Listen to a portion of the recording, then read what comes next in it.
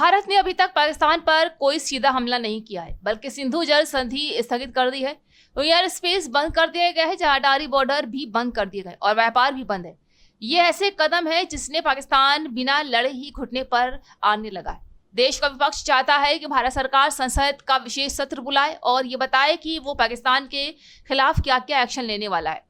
वही सुन जू ने अपनी किताब में लिखा है कि युद्ध की योजनाओं को हमेशा छिपा कर रखो और जब आगे बढ़ो तो वर्ज की तरह गिरो। भारतीय सेना भी अपनी रणनीति योजनाओं के बारे में किसी को नहीं बताना चाहती है, जहां प्रधानमंत्री नरेंद्र मोदी ने भी सेना को खुली छूट देते हुए कहा है कि हमले का समय, निशाना और तारीख ये सब कुछ सेना तय करेगी। वो दिन आएगा जब 140 करोड़ भारतीयों को विजय का एहसास होगा।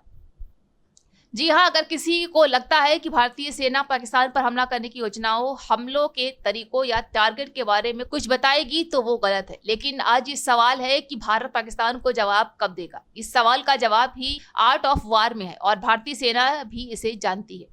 सुंजू ने लिखा था कि देश जानता है कि वो कब लड़ सकता है और कब नहीं। जीतते हैं, और अगर अपने शत्रु को लगता है कि आप उनसे दूर है तो उसे यकीन दिलाए कि आप उसके पास ही हैं। भारत सरकार और सेना को पता है कि वो कब लड़ सकते हैं, इसलिए युद्ध से पहले पाकिस्तान की घेराबंदी चल रही है, जहां भारतीय सेना उसके पास ही खड़ी है।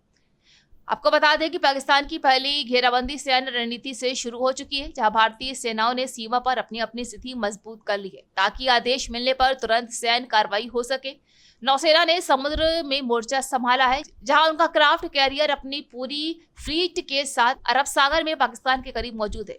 थल सेना ने सीमा पर अपनी मौजूदगी बढ़ा दी है और एलओसी पर पाकिस्तान के सीजफायर उल्लंघन का जवाब गोलियां से दे रही है। वायुसेना ने भी आसमान में चौकसी बढ़ा दी है, जहां भारत ने पाकिस्तान के लिए अपना एयरबेस बंद कर दिया है। इसलिए अब वायुसेना पाकिस्तान की हर उड़ान पर नजर रख रही है ताकि उसका कोई विमान भारत में ना घुस पाए।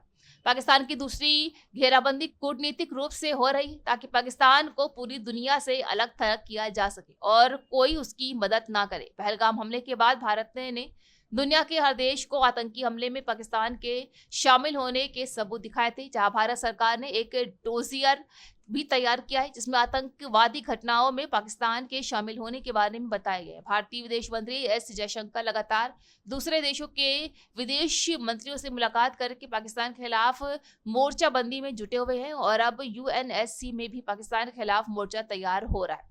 भारत ने सबसे पहले पाकिस्तान पर आर्थिक स्ट्राइक की थी, फिर उसके बाद भारत ने उस पर कूटनीतिक स्ट्राइक कर दी और अब समय है कि सेना के स्ट्राइक का संकेत तो यही मिल रहे हैं कि युद्ध के शतरंज पर बिसाते बीत चुकी हैं, बस चाल चलना की देरी है। जंग में हमले से पहले की तैयारियां बहुत महत्वपूर्ण होती हैं। तैयारी जितनी मजबूत होगी, हमला उतना ही खतरनाक होगा।